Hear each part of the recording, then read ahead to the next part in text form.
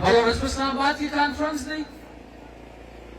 یو جنرال صاحب وایي وروره موږ داسې په وزیرستان کې په فخر باندې خبره کوي موږ اپریشن وکړي ته څنګه په دې فخر کوې ستا د اپریشن ګټه څه وه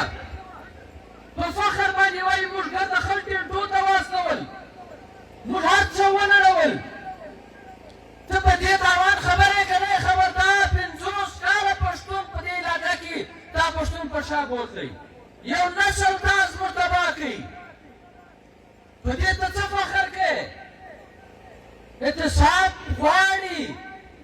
د دهشتګردي د داخلي د پښتانه په وطن نن د هغه چترال د ډېرې رانیولې بیا تر سیوی پورې چې پښتون وطن دی د هغه په هغه کې د اسلام پر نامه باندې چې کومه دهشتګردي ده دا ستا په وطن باندې نه سر معلوم دی نه پای معلوم ده نه مقصد معلوم دی موږ چې په څه خبرې وو موږ چې لیدلې دي هغه موږ په دې خبرې وو چې دا خو راویستلي خلک دا خو تا راویستل 40,000 ولته آباد کړل دا خو پښتانه نه وو راوستي دا خو موږ نه وو راوستي په دې کې له موږ سره چا سلام نه ده کړې چا مشوره نه ده کړې تا راوستو په موږ د مسلطه کړل او نن بیا د دې حساب کتاب هم نشته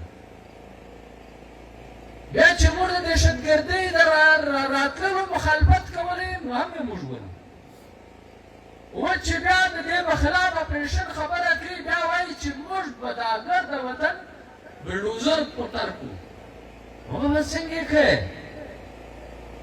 زما د کلونو محنت زما کور کې نړی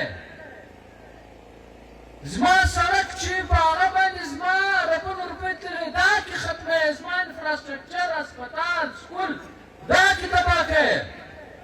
زما تعلیمي نظام زما بچی په کلونو شاته دی چې یو بچی ستا 15 کاله د سکوله ته وباسې ستا هغه نسل لاړی